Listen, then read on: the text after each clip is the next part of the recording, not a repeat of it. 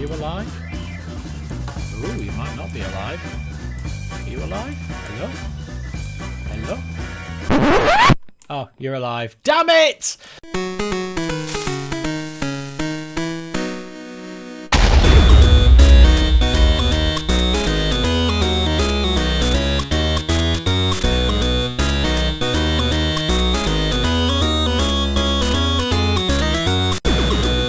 Hey up peeps, I am Moobit and welcome back to the rebooted MC Ages server. Yes, it's season 3! Huzzah! But we've got a little problem. Well, I haven't, but you guys have watching it on YouTube because if you've not been watching me on Twitch, why haven't you been watching me on Twitch? Yeah, I've been away for a little while, as you can probably imagine, and the reason being is because of Operation Fezcam, which I've been talking about on the streams. Again, watch me on Twitch. Yeah, as you can see, we're coming into a village here, and that is what the problem we've got, you see, because the thing is, in real life, I'm a cinematographer, and I co-own a production company called Team Reflector, and yeah, I've been away filming, with Team Reflector, and also we started a thing called Operation Fezcam, as I said, and Operation Fezcam is we've turned Team Reflector from a production company, like a limited, corporate entity, into a mental health charity. Well, technically it's a CIC, or Community Interest Company. See, I've got an audience. These guys are excited about it, and we basically make films, but with people, actors and crew and things diagnosed with a mental health condition, a bit like me, because I have severe PTSD and severe anxiety, as a lot of you who've been watching the seasons will know. And I have no idea where my fan base went, no idea at all. But what we'll do, we'll take shelter in the village here, because I need to explain something before we carry on. So we'll come in here.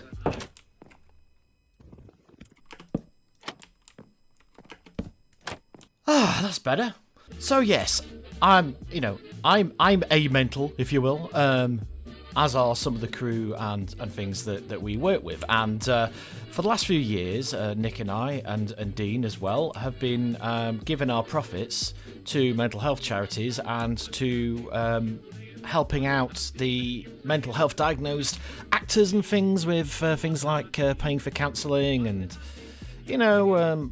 giving people good references to employers so they're not worried about setting someone on with a mental health condition, because there's still a stigma in the 21st century. It's so weird.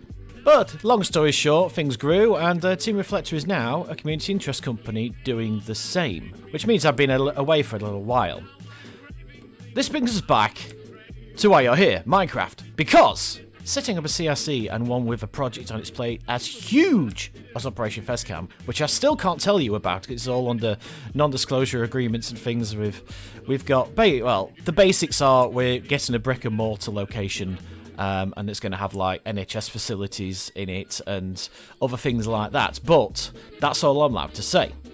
But it means that I can't pre-record these episodes for you. So what I have been doing is live streaming on Twitch as and when I can. And by the way, watch me on Twitch. Thank you to everyone who's been watching me on Twitch, by the way. It has been growing quite a lot recently. And the idea being, I watch it on Twitch, and then I download the Twitch things, and then just cut out the bits where, or speed up the bits where I'm building, so it's a time lapse, and, that's your Season 3 episodes. Not quite as swish and, well edited and swanky as Season 2, but that is what we've got to deal with. Here becomes the issue.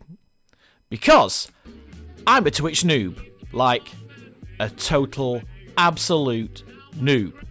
And, yeah, I didn't know that once you've done the Twitch, it deletes itself after a couple of weeks. I didn't know that. So I've come to download all the episodes now, today, and I've lost about 4 episodes of content for you guys. Yeah.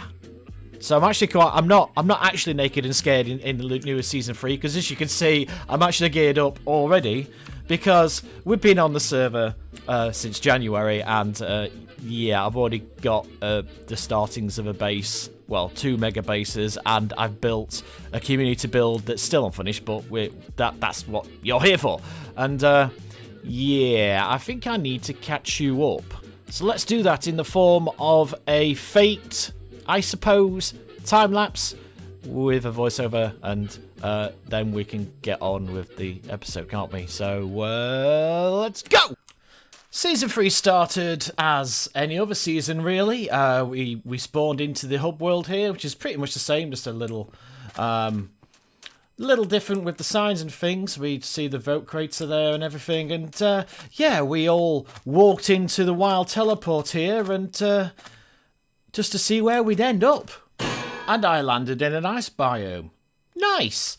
But more than nice, because once I came up this hill, we saw there was a village. That'll do nicely, villagers from day one. Thank you very much. We said hello to the locals and found ourselves a little hut, and got our golden shovel out straight away and claimed this hut right here, which we then decided to dig out underneath and make a secret trapdoor down to our villager trading area. So this was episode 1, but we weren't done there because the race was on. What race, you ask? Well, this season Ivor and I had decided to build the community hub at origin, i.e. 0000, and the race was on to who could claim it first, because they get to pick the build palette. So without further ado, we started running and boating and trying to get to the centre of the map, which, as it turned out, was pretty much a dead heat. So Ivor and I decided to split the building duties and build 4 towers. One here at the centre, which obviously isn't built yet. That's coming soon. And then 4 at each area, at the north, the east, the south, and the west, which brought us to episode 2 and East Tower, which was quite the resource gathering thing, such an early game, as you can imagine. But we managed to finish the East Tower, and not only the East Tower, but the north, the west, and the south towers as well. The thing is, all the main external towers here are the exact same design, but with different coloured glass. So East Tower here is going to be purple, and it's going to be our tower for entertainment. So, you know, casinos, mini games, that kind of a thing. And of course, Ivor and I had to make sure that people knew who built these things, hence our faces down here. And yeah, it's got all the resources we needed. And we've even built some little claim block shops here, so you can put 100 claim blocks on the carpet there, and you get 1 slime block, or 10 claim blocks for a log, or you get the idea. And we also put a donation station here with a list of blocks that we need to finish the various community builds that we've got planned, including the ice roads, which of course go from each tower just going east. In this case, east. Forever to build limit.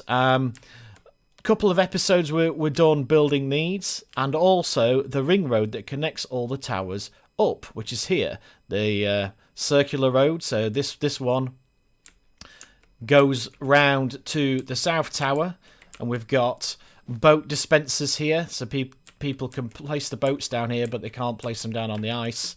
You know, just to stop people stealing the ice. We had some trolley people who kept stealing the ice, which is really annoying. And this goes around all the way around to South Tower, to give you an idea, which I think is green. Yes, it's green. And I think this is going to be a museum. We haven't quite decided with South Tower yet. And then you keep going round, and the West Tower's just there, just out of build limit, and North Tower's there. But not only did East Tower be the first one to be finished, but it also became our base of operations for the community build. So we've got a hidden storage system here, bit of a mini super smelter, and then just all the blocks basically, for what we're going to be doing with the various community builds, and we've got a very special thing planned for the central area, but we haven't actually recorded that episode yet. Which, of course, brings us to the episode at hand, which is we're going to start developing North Tower next. Now, I've caught a lot of people racing around the ring road here, like all the way around, you know. So I figured, why not make a minigame out of it? So from the North Tower, there's going to be a race sort of starting grid type thing, like a, you know, almost like horse racing, but with boats. And yeah, we're gonna have a thing where you can pay 100 claim blocks, because that's the currency this season, or it is for Ivor and myself. You pay 100 claim blocks, and it sets off some cool sounds and stuff, and then releases people. Then they race all the way around, through East Tower here, back to North Tower just over there.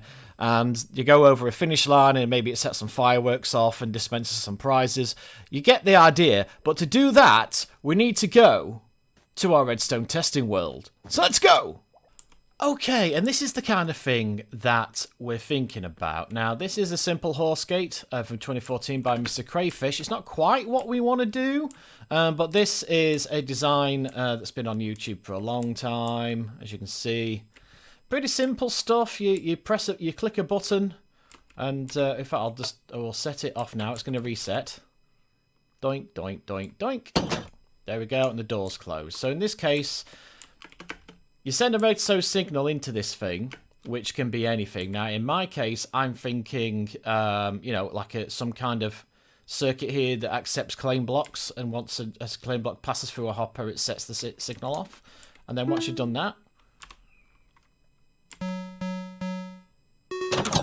the doors open, and then after a second, they once they go through and hit a tripwire, it turns the signal off and it resets everything. Pretty simple stuff. I'm not going to use doors. I want to use like half slabs maybe on sticky pistons that lower down into the ground. I think that'll be kind of cooler than just like big doors going across the ice road. So we're doing that, but we're also going to combine it with a shop mechanism, which is here.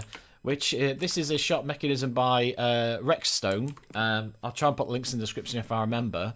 And the reason I've got diamonds in here because it's set for diamonds. But you throw a diamond into the carpet here, and it opens the door. When you go over a pressure plate, it closes and gets ready for the next person. Now, this guy was on about putting this in train stations, things like that, which is a great idea. What I want to do is, instead of accepting diamonds, I want to accept claim blocks. Same kind of a thing. And rather than opening the door, so we go underneath it. Well, actually, don't need to go underneath it. It's quite a compact system, as you can see. It's very cool. This uses droppers and things like that. But if we strip all the, you know, unneeded blocks out, this is what you're left with. So your diamond goes in here. It gets held. It gets sucked up by here. So this here is a impulse SV, you know, item filter. So there's your filter hopper. So it's only looking for diamonds. If you throw anything else but diamonds into here, it doesn't get accepted by this hopper because it's still locked, and it goes straight into this barrel and gets spat out, you know, for the player. Or you can keep it if you want. If you wanted to punish him for it, you can just keep it, send that barrel off somewhere else, you know, via hopper system. No, if he gets a diamond, just like any other sorting system, it lets the diamond through, and they go into the bottom here, like so. If I do this, whoops, if I can throw properly. There you go, door opens, okay. And then the diamond gets released into there. And then when you hit this pressure plate, this is an observer, it sends a signal down, sends a pulse into this dropper here, because before the item was in here. You put a diamond in, the signal goes through here, along here, up here into this dropper, and spits it into this dropper here, which then powers the door to open it. Pretty simple stuff. And then when you go over the pressure plate, it sends a redstone signal into this block, which spits the dropper spits it back into here. So if I take this out and put it in here, door closes, right?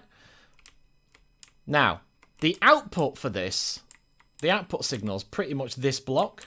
So we can take an output from this block. So we've got an inverted redstone torch, and it goes off to a new signal that is going to set off this thing here. So imagine this bit here on the end is pretty much this green, is going to be at the end of this green circuit. So here is this effectively, and this is I can't remember what they call this, Latch, I think, and basically it sends a really quick pulse into this piston and it spits the block out onto there, which means that when you press a button to start the game, the signal can now travel through the block, through there, hit this piston, chuck the redstone block out, which activates the game, and then obviously does the countdown and all the rest of it. And then when you go over some pressure plates on the ice, or maybe a a string going across the ice, you pick up the signal. So that will send the signal back to this dropper, like I said, reset it, and then this block will be pulled backwards. This redstone thing will be pulled backwards. Basically, everything will reset, and it's ready for the next person. Because this is literally just a T flip-flop, as I put here. So if I put diamonds into there you go, see? So now, if we press to start the game, ta-da! The game can start. And then when they pass over the string in the boats, everything resets completely, and it's ready for the next person. So that's the simplistics of it. This is basically what it's going to look like on the server. So you're going to have half slabs, boats, and you can't go past them. You throw, in this case, I think I've set it for diamonds. Let's just have a look. What have I done? Where's the thing? Yeah, I've set it for diamonds. So this is the start game. If I press the start game, nothing happens because there's not a block on that piston, see? So if I throw a diamond in, though, that block gets pushed out. Now if I press it, the game starts. And then imagine it's gone boop, boop, boop, beep, and these have gone down. You've gone whoosh, and then you've gone over a pressure plate, for example, or a piece of string, which resets everything. And then the next player, within a minute or two, these raise up, and they can just start the game again. Pretty simple stuff. It's going to be a lot more compact than this on the actual server. And it's going to be under the ice. So imagine this is the side of the ice road. The tower's going up here. And all this is going to be underneath. I've got to work out the timings of things because this is obviously on a single player world. I might need more repeaters in this. But yeah, it looks like it's a jumbled mess of stuff. But it's all color-coded, look. Same as this one. That's the purple circuit there. That's the red is the reset circuit. Connected to your pressure plate on the ice, which is going to be, here as you go over it. That's going to send a signal that way. And then you've just got the blue circuit is the the item filter, and your payments will end up down here. And also, and I forgot. So what they can also do is throw in, because you've got a thing where if you throw in something that isn't a diamond, and it'll end up in here. Look. What I've done is I've taken that barrel and sent it out across here into a dropper. Why a dropper? Because anything they throw in there that isn't claim blocks, that can be, if they by mistake, it'll come when they go over the finish line. The finish line will be here. It'll send a signal through to that dropper, and it'll just go spit all the items up onto I'm going to build a little winner's podium on top of this. So, yeah, if they do something by mistake, all they need to do is just do the race, and then it'll spit their items back. Or, what players could do, is they could put bets on. So they could throw a diamond in, a claim block in to start the game, but they can also throw in, some enchanted diamond gear, which goes through to this hopper. Then whoever goes over the finish line here first gets the prize stuff spat out to them into their inventory. So then they, it's literally 100 claim blocks, and then they can make their own game out of it. They can bet their diamond sword, or they can bet some netherite, or whatever it doesn't matter, because whatever they throw in that isn't a claim block piece of paper will end up in the dropper. So, they can play for 64 ice. I don't care. It doesn't matter. Make it more pretty, maybe chuck some fireworks out as all the stuff in the dropper's getting spat out into the player. You get the idea. So let's go on to the main MC Aegis server, go to the North Tower, and get this thing built and compacted just a little bit. And here we are back on the MC Aegis server, away from the Redstone testing world, as it were. And I've been a bit busy off camera. I started building it, and then I carried on building it, and then I carried on building it, and then I carried on building it, and yeah, it's done. Well, not quite done. I've been thinking of this end circuit here, just because earlier on there was a bit of chaos going, and people were just like putting boats backwards and forwards, and they kept setting it off, the end sequence bit. So yeah, I might be changing that, and I couldn't figure out in my head how to do it. But then I've just taken a break. I've gone to Tesco doing a bit of shopping for the family and everything. And it's amazing how doing something mundane and, you know, completely different to what you're trying to do actually puts the thing that you were trying to do into your subconscious brain, and it carries on in the background, and then you come on and go, ah, hence I'm going live. So yeah, pro tip. And I find that with like writer's block, or if we're working on a film and we can't quite get the camera angle right, or, you know, trying to think of different ways to do things, if you're constantly at it for several hours a day, you're in that moment. You need to go away and do something completely different and completely mundane that you could do in your sleep. For some people, it's going to the gym and working out. But yeah, honestly, it works. It works every time. So yeah. The issue we were having, I'll show you the actual thing. The issue we're having is, so to activate the system, you can't just activate the system. If I press the button now, nothing happens.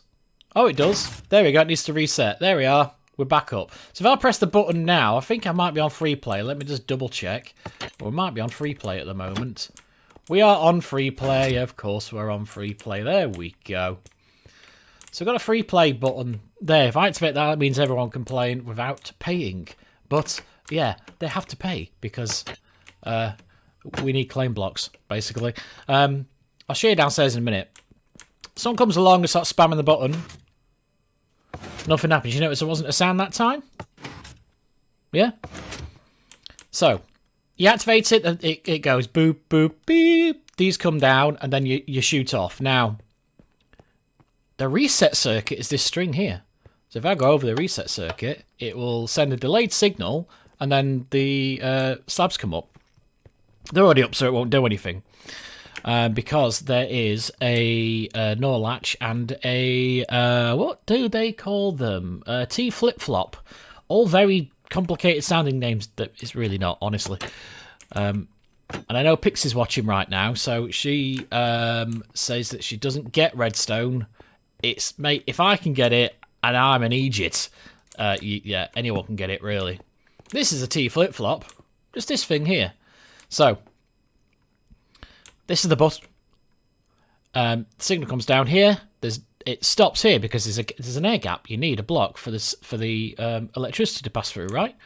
So if you pay, this is what all this purple and blue circuit is. At the moment, we are set to take pieces of paper that say 100 claim blocks. There you go. There's the filter. So someone pays on the little white slab. It comes down here, and it ends up in this barrel.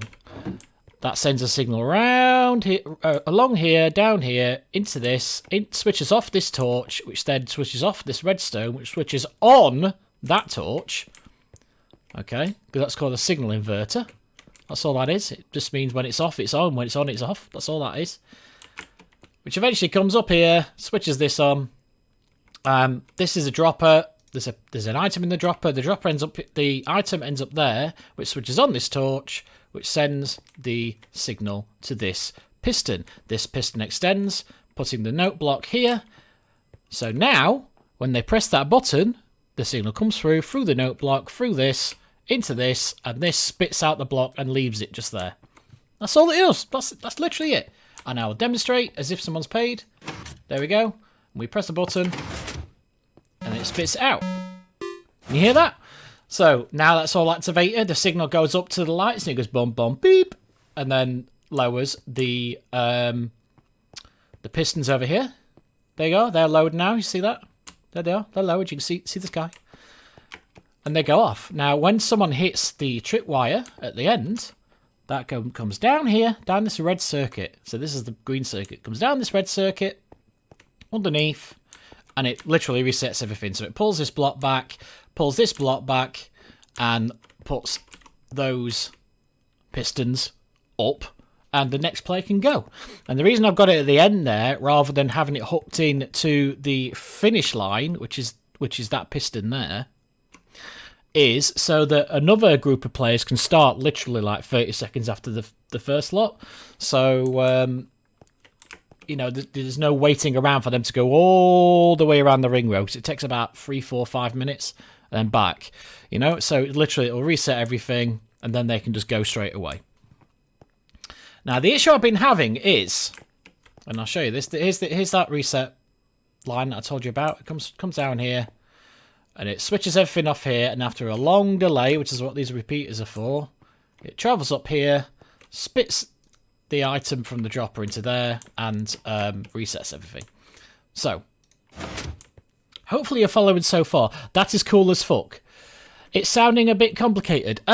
Honestly, it's not. It's just bits put together. I mean, this is, if any Redstoners who are proper Redstoners, they'll probably be able to shrink this down to like, you know, 4 blocks by 4 blocks by 4 blocks or something. This is all stretched out like this because I'm an Egypt and I've got genuine medical memory issues. So having everything color coded like this, and I've got it written down in a little. Everyone, you know, when someone was trolling me that time and I says your name's on the shit list in my book, like, oh, how can you have Alzheimer's if you or Alzheimer's like symptoms when, you know, you've got to remember what you're doing in the game and everything. It's because anyone who's watching my last stream, you'll see this at my side at all times. It's right there, look. Anything I need to remember, whether it's at work or whatever. I've got another book that's a different colour, the Decepticon one. This is a Autobot. This is a Transformers one. You see that? My business partner Nick bought them, and you can just see there's an imprinted Optimus Prime on there. So this is for the fun stuff, and then I've got a Decepticon one, which is for work, which is down here because my office is surrounding us. I just don't let you see it all. So yeah, anything I need to remember. So all my Redstoney bits are in here, or they're on post-it notes. So here's the North Tower. Look, the numbers. And then that gets transferred, it gets stuck in there, and that's how I cope with my memory, you see. So that's why everything's spread out, because I know the purple circuit here is for the payments. Purple, payments, yeah. Also, purple's awesome. I'm purple. The red circuit's reset, red for a reset, yeah. The blue circuit is the filter, I just know that from looking at it, because of the shape of it. Anything that's that shape, with a repeater and a comparator, it's always a filter. Always. So that's easy enough. So it's just lots of separate little bits that I've stuck together. So, and the beauty, and this whole line of hoppers here, if they pay, so they pay each player pays, it's looking for 100, it knows how many players are up there. Each player plays 100 claim blocks, chucks it in the hopper at the top there. The 100 claim blocks end up in this barrel, and me and Ivy use them for the community roads. But you can also, the players can also bet and have prizes. And you can literally throw the prizes and the claim blocks into that same hopper. Because this is an item filter underneath here, anything that is not a 100 claim blocks piece of paper goes down this little conveyor belt of hoppers here and into, yeah, I'll fly around. I've got glass around just because in case we have like water and stuff down here, you see. Into a dropper right here. So you can literally bet anything. At the moment it's set to spit out 2.5 stacks, but I might be able to elongate it if I get enough, you know, if I get enough requests. But I think 2 stacks or something's probably enough. So you could, for example, drop in, I don't know, there's 3 of you, you drop in 3 lots of 100 claim blocks, and you could put in, I don't know, a diamond block each. Those diamond blocks end up in this dropper. When you go over the finish line, which is just above this here, it sets this signal off. This looks complicated, don't worry about it. This comes out here.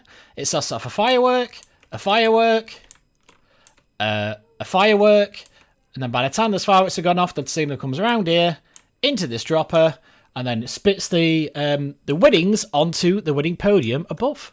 Nice and simple. I'll show you. There you are. There's a winning podium. So the dropper's directly underneath here in between these blocks. So the winner will stand here and it'll play a little jingle and fireworks will go off, pew pew, and then it'll start to chuck in the items that the players will put in for prizes straight into the person's inventory. Easy life. But if the server's rebooting in 1 minute, you know what that means. It's time for AFK Astronaut! And here's your host, Moobit! Here we go. Let's play AFK Astronaut! Who's alive? Who isn't? Snorri, I know will be alive because he trolls me. Everyone's alive, damn!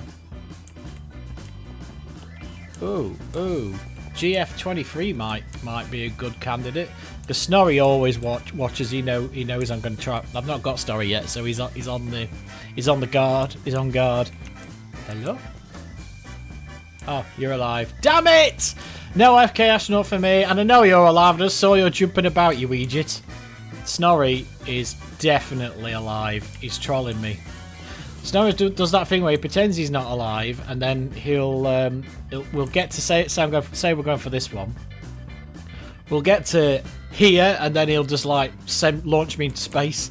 So I've got to be cleverer about Snorri. I'm gonna have to like pre-record and not do it live, or pre-record, play it as though it's live, and actually I'm pushing him along. Yeah, Snorri's. Oh, he's so tempting. Look at him. He's mocking me.